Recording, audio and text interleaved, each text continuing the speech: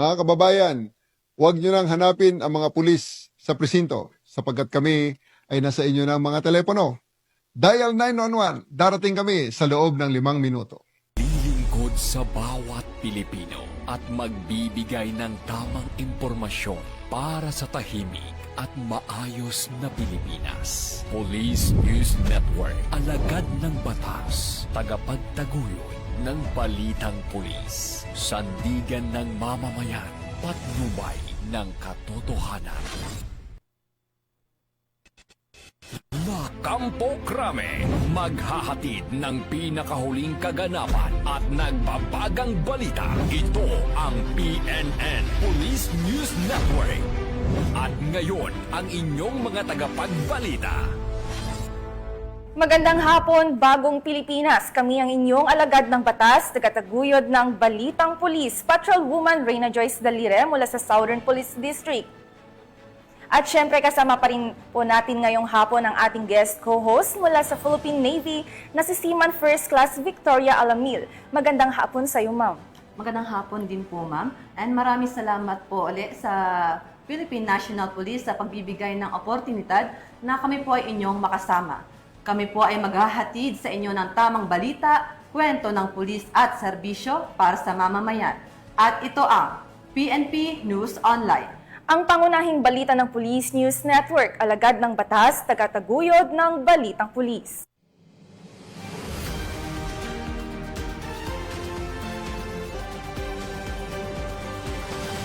Narito ang mga balitang dapat niyong abangan.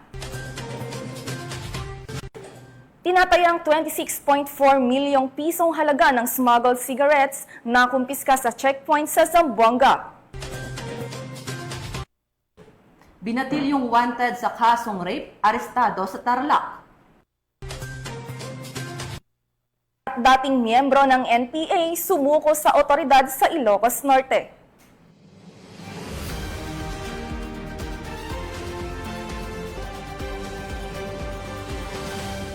Narito ang mga balitang hatid ng ating PNN correspondents mula sa iba't ibang panig ng bansa.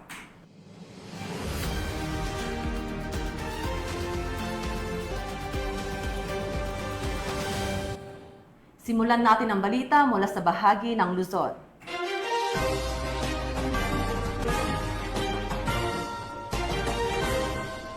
Walang lusot sa batas ang isang binatilyong kabilang sa talaan ng top most wanted persons sa kasong rape.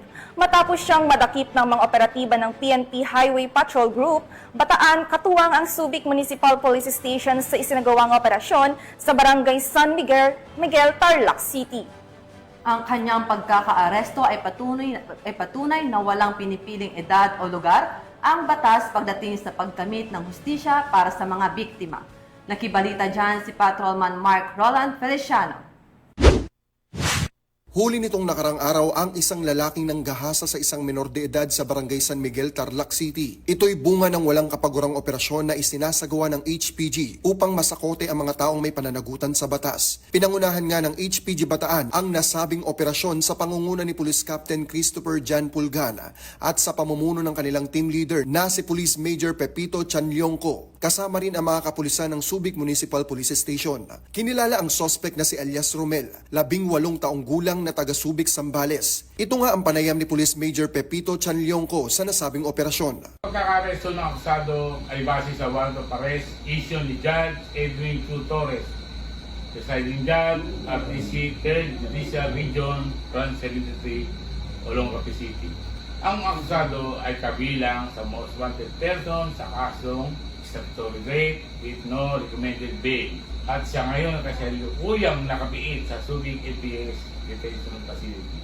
Ang HPG ay patuloy nagsasagawa ng operasyon tulad ng aming mandato na pinaiting ang aming operasyon, ang anti-kidnapping, anti-hijacking, anti-highway robbery at mga lumalabag sa traffic violation upang hulihin ang may mga pananagutan sa batas. Hindi na nga pumalagpa ang suspect at binasahan ito ng kanyang karapatan sa salitang kanyang nauunawaan at ngayon ay pansamantalang nasa kustodiya ng Subic Municipal Police Station para sa dokumentasyon at tamang disposisyon habang inaantay ang pagharap nito sa korte. Sa anumang katanungan, reklamo o impormasyon, ang himpilan ng Highway Patrol Group ay palaging bukas upang kayo'y tulungan. Kami ang Guardian of the Highways, ang kakampi nyo sa kalsada na patuloy na magbibigay ng serbisyong HPG dahil dito sa ating bagong Pilipinas, ang gusto ng pulis, ligtas ka. At sa iba pang balitang serbisyong HPG, tumutok lamang sa aming YouTube channel at Facebook page na Police News Network.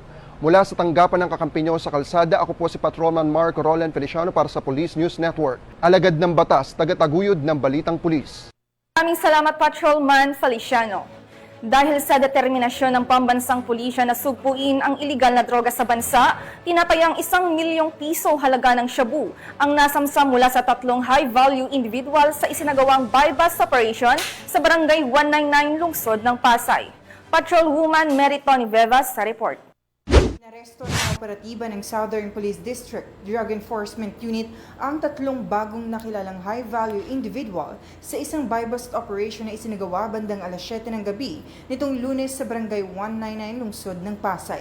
Ang mga naarestong sospek ay nakilala na sina alias Tol, 25 taong gulang, alias Jertrex, 34 na taong gulang, at si alias Samad, 38 taong gulang. Successful po yung kinandak na buy-bust operation ng aming mga operatiba matapos ang mahigit 2 linggong pag-casing and surveillance sa suspect.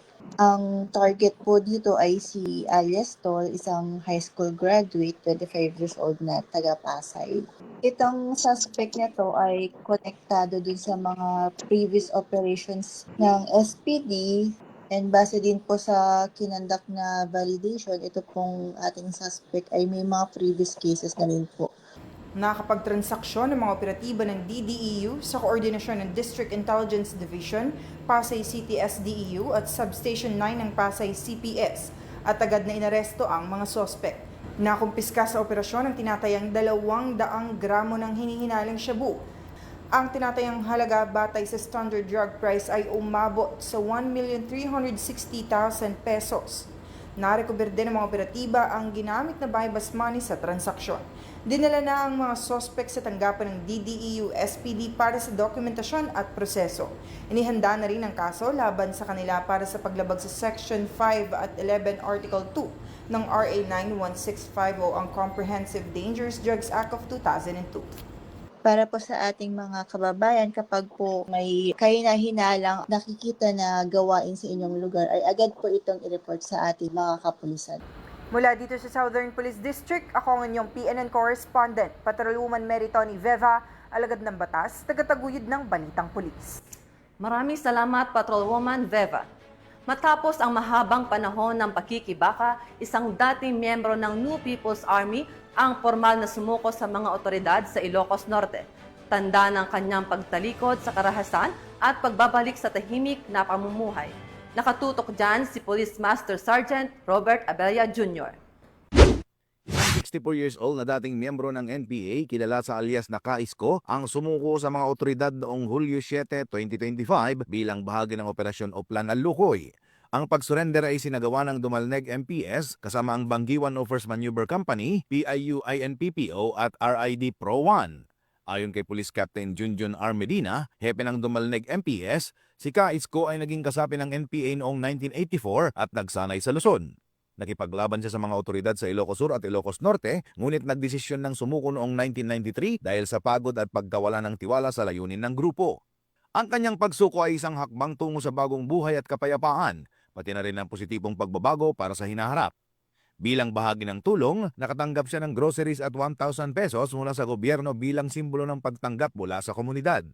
Ang hakbang na ito ay isang positibong mensahe ng kapayapaan at reintegrasyon patungo sa isang mas progresibo at makatarungang bagong Pilipinas. Mula dito sa Ilocos Region, ako po ang inyong PNN correspondent, Police Master Sergeant Robert Abella Jr., alagad ng batas, tagataguyod ng Balitang Pulis. Maraming salamat, Police Master Sergeant Abella Jr. Nasamsam ang mahigit 100,000 pisong halaga ng shabu habang naaresto naman ang suspect sa isinagawang buy-bust operation ng PNP sa Limay, Bataan. Tunghayan ang report mula kay Patrolwoman Janice Bulahaw. Timbog ang isang drug suspect matapos ang ikinasang bypass operation ng mga operatiba ng Limay Municipal Police Station at Bataan Provincial Drug Enforcement Unit sa Barangay Lamao, Limay, Bataan. Ayon kay Police Colonel Marites A. Salvadora, Provincial Director ng Bataan Police Provincial Office, nakumpiska mula sa suspect ang itinatayang 25 gramo ng hininalang shabu na may standard drug price na 170,000 pesos. Kasunod ng pagkakaaresto, agad na dinala sa kustodiya ng Limay Municipal Police Station ang suspect at ang mga ebidensya para sa kaukulang dokumentasyon at disposisyon. Haharap ang naarestong suspect sa kasong paglabag sa Section 5 at 11 ng Article 2 ng Republic Act 9165 o mas kilala bilang Comprehensive Dangerous Drugs Act of 2002. Patuloy ang pinaigting na kampanya ng Bataan Police Provincial Office laban sa ilegal na droga bilang suporta sa direktiba ng pamahalaan tungo sa ligtas at maayos na pamayanan. Mula dito sa gitnang Luzon, ako ang inyong PNN correspondent, Patrolwoman Janice Bulahaw, alagad ng batas, tagataguyod ng Balitang Pulis. Maraming salamat, Patrolwoman Bulahaw. Patuloy na iniimbestigahan ng Quezon Municipal Police Station ang isang karumaldumal na insidente ng pananaga sa bayan ng Quezon, Palawan, kung saan isang babae ang tinaga umano ng sariling kapatid. Yan ang tinututukan ni Patrolwoman Ferlin Joy Kawile. Isang babae ang sugatan matapos pagtatagain ng sarili nitong kapatid sa Purok Lupang Pangako, Barangay Alfonso 8, Quezon, Palawan, nito lamang ika-8 ng Hulyo taong kasalukuyan. Kinilalang biktima na si alias Ay, 30 taong gulang, single at residente ng nasabing lugar. Suspect naman ang kanyang nakatatandang kapatid na si alias Jenny, residente ng Barangay Maasin, Quezon, Palawan. Batay sa inisyal na investigasyon ng Quezon Municipal Police Station, bago ang pananaga ay nagkaroon umano ng pagtatalo ang magkapatid habang nag-iinuman. Matapos maubos ang iniinom na alak, lumabas ang biktima upang gumamit ng palikuran. Sinundan ito ng sospek na armado ng itak at biglang inatake ang kapatid, dahilan upang magtamo ito ng sugat sa kaliwang tuhod. Dahil sa ingay ng insidente, nagising ang mga boarders sa lugar kaya't agad na awat ang kaguluhan. Tumakas ang sospek matapos ang pananaga habang mabilis namang isugod ang biktima sa Quezon Medical Hospital para lapatan ng lunas. Patuloy ang isinasagawang hot pursuit operation ng mga otoridad upang matunton at madikip ang sospek. Nagsasagawa rin ng follow-up investigation upang alamin ang ugat ng matinding pagtatalo ng magkapatid. Mula dito sa Calapan City, Oriental, Mindoro, ako ang iyong PNN correspondent, Patrolwoman Ferlin Joy Kawile, alagad ng batas, tagataguyod ng Balitang Pulis. Maraming salamat, Patrolwoman Kawile. Isa na namang dating rebelde ang nagpakita ng sinserong hangaring makapagbagong buhay sa pamamagitan ng pagsukon ng kanyang sarili sa mga otoridad sa bayan ng Bulusan, Sorsogon. Ang report mula kay Police Corporal Doxy Chares Casasos. Sa miyembro ng Communist Terrorist Group sa pinagsanib puwersa ng Bulusan Municipal Police Station, 502nd Police Mobile Force Company, Sorsogon PPO, PIU Sorsogon PPO, at 22nd Infantry Battalion nitong Hulyo taong kasalukuyan. Ang sumukong suspect ay kinilalang isang lalaki, 43 anyos, may live-in partner, isang magsasaka at residente ng Barangay Salvacion, Bulusan, Sorsogon at miyembro ng Militiya ng Bayan sa ilalim ng KLG-1, SRC-3, BRPC at non-PSR listed. Sa kasalukuyan, ang suspect ay nasa kustodiya na ng Bulusan Municipal Police Station para sa tamang dokumentasyon at disposisyon. Patuloy na nanawagan ng PNP Bicol sa mga kababayan nating nalihis ng landas dahil sa maling ideolohiya na magbalik loob sa gobyerno at mamuhay ng mapayapa at maayos kasama ang kanilang mga pamilya. Mula dito sa Legazpi City, Albay, ako po ang inyong PNN correspondent, Police Corporal Doxy Charis Casasos, alagad ng batas, tagataguyod ng Balitang Pulis. Maraming salamat, Police Corporal Casasos. Sa layuning mas paigtingin ang seguridad at mapabilis ang pagresponde sa mga insidente ng krimen, inilunsad ng Police Regional Office 4A sa pamumuno ni Acting Regional Director, Police Brigadier General Jack Wangki, ang mas pinaigting na Integrated Patrol Deployment Plan at 5-minute response program. Yan ang balitang hatid ni Patrolwoman Melanie Mapa.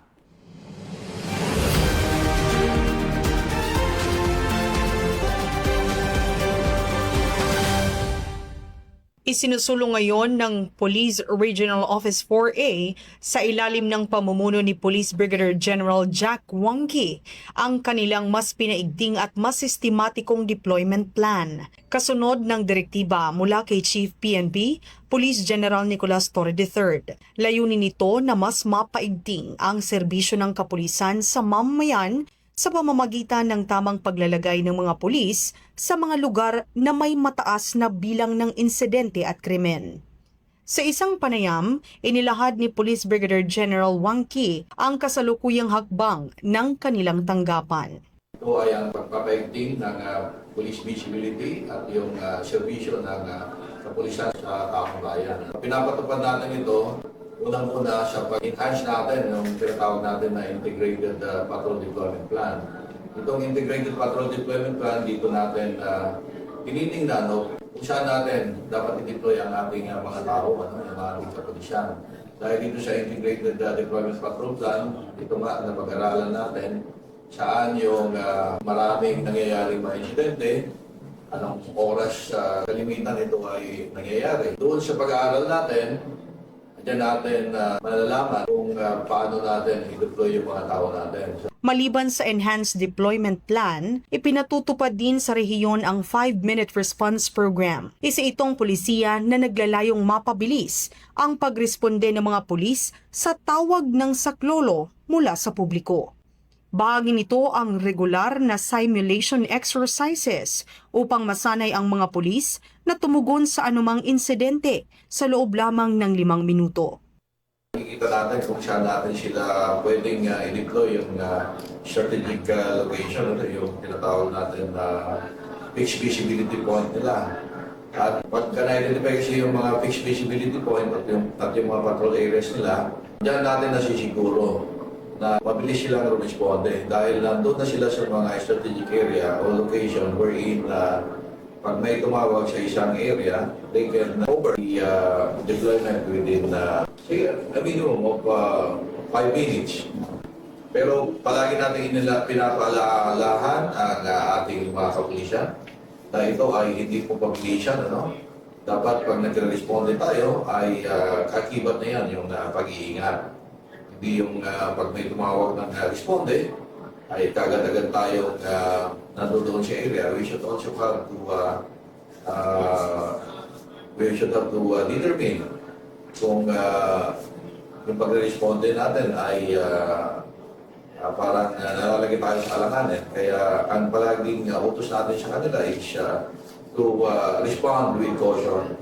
Gayunpaman, nilinaw ng general na hindi lamang sa bilis na katuon ang kanilang mga tauhan. Palagi natin pinapaalalahan ang ating mga kapulisan na ito ay hindi po pabilisan. Dapat pag nagre-responde tayo ay kakibat na yan yung pag-iingat. Ito po ang inyong lingkod, si Police Brigadier General Jack Wangki, ang Regional Director ng Police Region 4A. Ang gusto natin dito sa Police Pro 4A, ang ating kapulisan, we should always strive for excellence dahil dito sa Pro 4A, we are for excellence. Dahil sa bagong Pilipinas, ang gusto ng pulis, ligtas ka. Sa tulong ng datos, disiplina at dedikasyon ng hanay ng pulisya sa rehiyon, umaasa ang pamunuan ng Police Regional Office 4A na mas mapapalakas pa ang tiwala ng publiko sa kanilang serbisyo.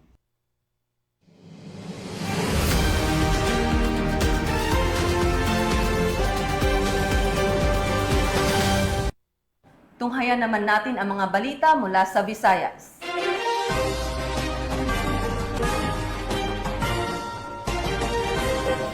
Sa isang matagumpay na operasyon ng pulisya kontra iligal na droga, nasabat ng mga tauhan ng Bacolod City PNP ang tinatayang 1.3 milyong pisong halaga ng hinihinalang shabu at naaresto naman ang isang high-value individual kasama ang 4 na iba pa.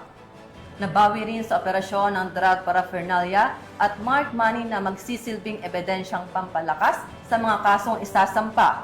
Tunghaya ng report ni Patrolwoman Andrea Dominic de Palubos.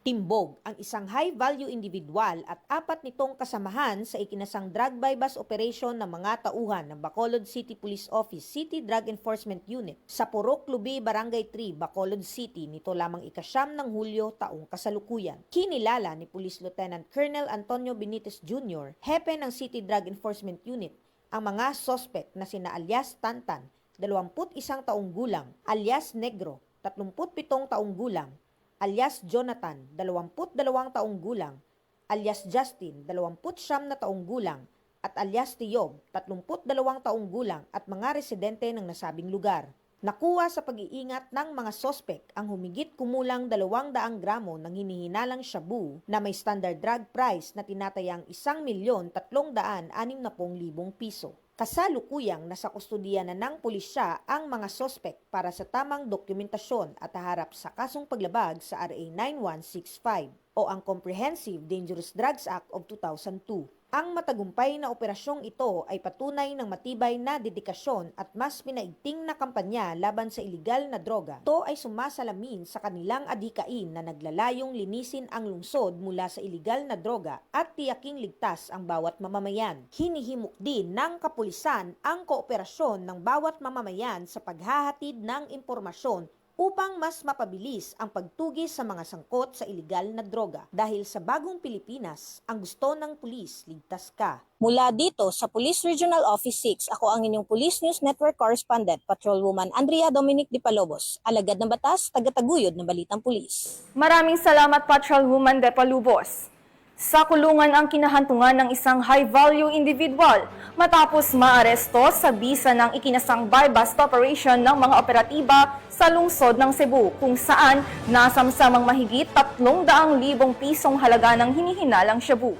Patrolwoman Annalyn Canoog, ibalita mo. Nasabak ng mga kapulisan ng Cebu City ang higit 374K na halaga na hininalang shabu mula sa isang high-value individual sa sinagawang buy-bust operation sa Sitio Bato, Barangay Ermita, Cebu City noong 8 ng Hulyo sa taong kasalukuyan. Kinilala ni Police Major Tom Ed L. Taghoy II, Station Commander ng Police Station 5, Cebu City Police Office, ang high-value individual na suspect na si Alias Iton, 20 anyos, residente ng Sitio Ermita Proper, Barangay Ermita, Cebu City. Batay sa ulat, bandalas 12:15 ng hating gabi ng kinasa ng mga operatiba ang buy-bust operation na nagresulta sa pagka-aresto ng naturang suspect at pagkasabat ng 12 pakete na hinalang shabu may timbang na 55.1 na gramo at may standard drug price sa 374,680 pesos, buy-bust money at coin purse. Samantala, kasalukuyang nasa kustodiya ng Police Station 5, Cebu City Police Office, ang suspect at mahaharap sa kasong paglabag sa RA 9165 o ang Comprehensive Dangerous Drugs Act of 2002. Ako po si Police Major Tom Ed II L. Taghoy, Station Commander ng Carbon Police Station 5, Cebu City Police Office, na muling nagpapaabot ng isang taus-pusong paalala sa ating komunidad. Umiwas po tayo sa paggamit at lalong-lalo na sa pagbebenta ng iligal na droga. Ang masamang epekto ng iligal na droga ay hindi lamang sumisira sa kinabukasan ng isang individual, kundi pati na rin sa kapayapaan at kaayusan ng buong komunidad. Hindi po kami magdadalawang isip na magsagawa ng mga mas pinaigting na operasyon laban sa mga sangkot sa ganitong gawain. Ang inyong kapulisan ay hindi magsasawang ipagtanggol ang aming nasasakupan laban sa iligal na droga dahil ang isang malinis at ligtas na pamayanan ay tungo sa mas maunlad na kinabukasan. Makipagtulungan po tayo kung may nalalaman kayong impormasyon ukol sa iligal na droga, huwag po tayong mag-atubiling magsumbong sa aming himpilan. Ang kapulisan ng Cebu City ay patuloy sa pagpapaigting ng kanilang kampanya kontra iligal na droga. Ito ay linsunod sa pangunahing prioridad ng pamahalaan na labanan ang mga sindikato ng droga sa pamamagitan ng pagpigil sa kanilang mga iligal na aktibidad at pagbuwag sa kanilang mga operasyon. Mula dito sa Cebu City, ako ang iyong Police News Network Correspondent, Patrolwoman Annalyn N. Canoog, alagad ng batas, tagataguyod ng Balitang Pulis. Maraming salamat, Patrolwoman Canoog. Narito naman ang mga balita mula sa bahagi ng Mindanao.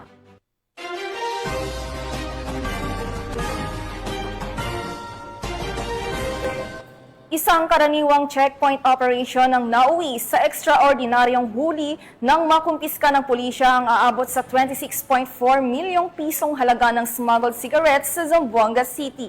Sa unang tingin, tila ordinaryong closed van lamang ang dumaan sa checkpoint ng mga otoridad. Ngunit sa loob nito, tumambad ang kahong-kahong sigarilyo ng iba't ibang tatak na pinaniniwala ang pinuslit sa bansa. Patrolwoman Joyce Franco sa report. Tagumpay laban sa smuggling ang naitala ng Police Regional Office 9 matapos masabat ang tinatayang 26.4 milyong halaga ng smuggled na sigarilyo sa isinagawang checkpoint operation. Pinagtulungan ng mga tauhan ng 2nd Zamboanga City Mobile Force Company, Zamboanga City Police Station 11, Zamboanga City Maritime Police Station, 1st Special Operation Unit Maritime Group at Marine Battalion Landing Team 1 ang pagsita sa isang puting close van sa kahabaan ng Artilim Boulevard, Barangay Baliwasan. Tumambad sa loob ng sasakyan ang mga kahon ng iba't ibang klase ng sigarilyong pinaniniwala ang ipinuslit sa bansa. Naaresto rin sa operasyon ang dalawang lalaki, isang 33 anyos na residente ng Barangay Tumaga at isang 37 anyos mula sa Barangay San Jose, Kawakawa, kapwa taga Zamboanga City. Batay sa isinagawang inventaryo, ang mga nasabat na sigarilyo ay binubuo ng sumusunod: 139 master cases at 4 na rims ng Canon, 123 master cases at 46 rims ng Bravo, 3 master cases ng Bosque, 24 master at 48 rims ng Modern, 17 master cases at 49 rims ng Walton, 35 master cases ng Delta, 20 master cases ng Casablanca, 20 master cases ng New Mega, 4 na master cases ng Marco at isang master cases ng Walter na pula. Tinatayang nasa 26,415,300 ang kabuoang market value ng mga nakumpiskang kontrabando. Ang mga naarestong sospek at ang sasakyan ay agad na itinurnover sa Zamboanga City Police Station 11 para sa karampatang investigasyon at pagsasampa ng kaukulang kaso. Samantalang ang mga nakumpiskang sigarilyo ay itinurnover sa Bureau of Customs para sa tamang dokumentasyon at disposisyon. Ayon kay Police Brigadier General Roel C. Rodulfo, Regional Director ng Pro9, ang tagumpay na ito ay malinaw na mensahe sa mga sangkot sa smuggling. Alerto ang ating mga tauhan, aktibo ang ating mga checkpoint at determinado tayong pigilan ang mga iligal na aktibidad. Tiniyak ng Pro9 ang kanilang patuloy na pagpatupad sa mandato na protektahan ang Zamboanga Peninsula laban sa mga iligal na kalakalan sa pamamagitan ng mas pinaigting na pagpatrolya at koordinasyon sa iba't ibang ahensya ng pamahalaan. Mula dito sa Zamboanga Peninsula, nagbabalita ako ang inyong PNN correspondent, Patrolwoman Joyce Franco, alagad ng batas, tagataguyod ng balitang pulis. Maraming salamat, Patrolwoman Franco. Bilang bahagi ng malawakang hakbang ng kapulisan upang linisin ang mga komunidad mula sa banta ng droga, naaresto ang isang drug suspect sa joint buy-bust operation ng PNP at Philippine Drug Enforcement Agency sa Panova City. Patrolwoman Mariel Maydong Kilab sa balita.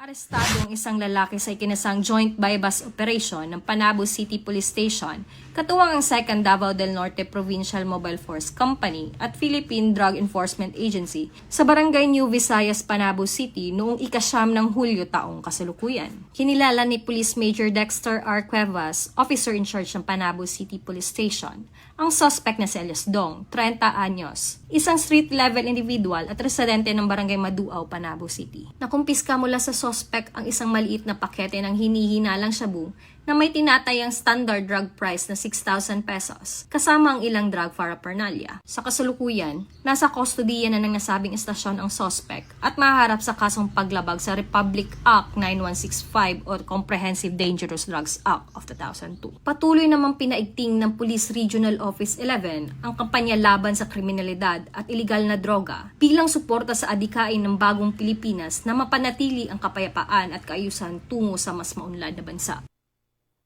Mula dito sa Rion 11, ako ang inyong PNN correspondent, Patrolwoman Mariel Maydon Kilab, alagad ng batas, tagataguyod ng balitang pulis. Maraming salamat, Patrolwoman Don Kilab. At para sa huling balita, Hindi nakalusot sa matinding pagbabantay ng kapulisan ang 3 lalaki matapos silang maharang sa isang checkpoint operation sa Wao, Lanao del Sur. Alamin ang detalye ng report mula kay Patrolwoman Marie Chris Algabre. 3 lalaki ang naaresto sa isang checkpoint operation na isinagawa sa National Highway Purok 1, Barangay Katutungan, Wao, Lanao del Sur. Nito lamang ika-7 ng Hulyo taong kasalukuyan. Kinilala ng mga otoridad ang mga naaresto na sina alias Region, 30 anyos, alias Benje, 30 anyos at alias Baser, 47 anyos. Nasabat sa checkpoint ang isang Mitsubishi Canter truck sa isinagawang inspeksyon. Namataan ang isa sa mga pasahero na may hawak na mahahabang baril at nakasuot ng bandolier ngunit hindi nakapagpakita ng kaukulang dokumento. Nakumpiska mula sa mga naarestong sospek ang isang M14 rifle, mga magazine at live ammunition ng 7.62 mm at caliber 45, bandolier. Hinihinalang shabu na tinatayang 2 gramong may halagang 13,600 pesos, drug paraphernalias, cellphones at sling bags. Ang lahat ng nakumpiskang ebidensya ay itinurn over sa WAO MPS para sa kaukulang dokumentasyon at inihahanda na ang mga kasong paglabag sa RA 10591 o Comprehensive Firearms and Ammunition Regulations Act at RA 9165 o Comprehensive Dangerous Drugs Act of 2002.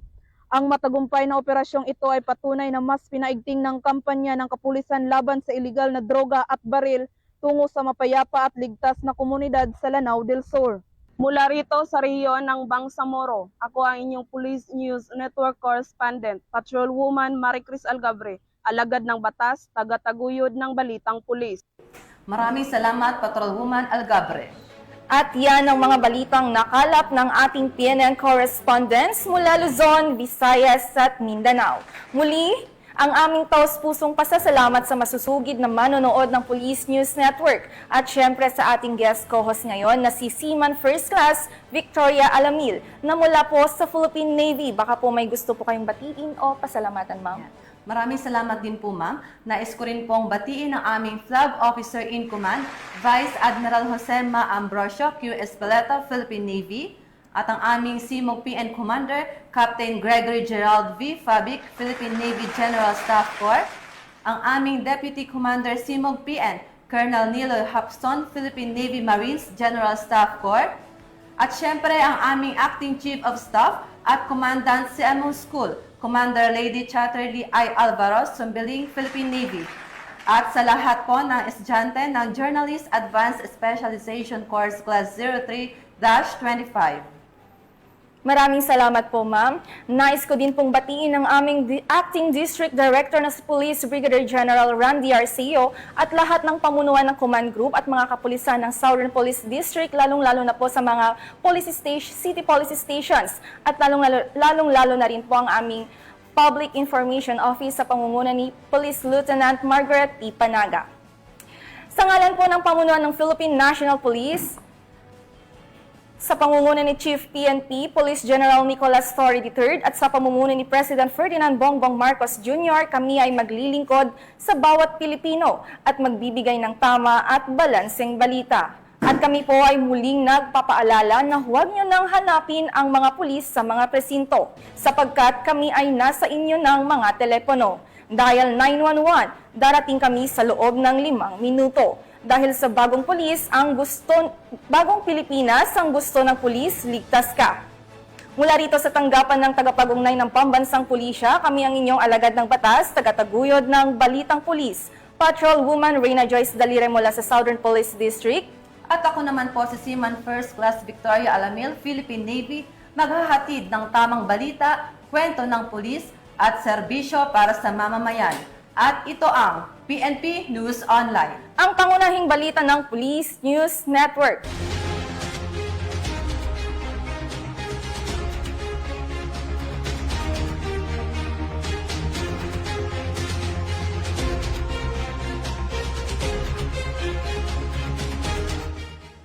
Police News Network, alagad ng batas, tagapagtaguyod ng balitang pulis.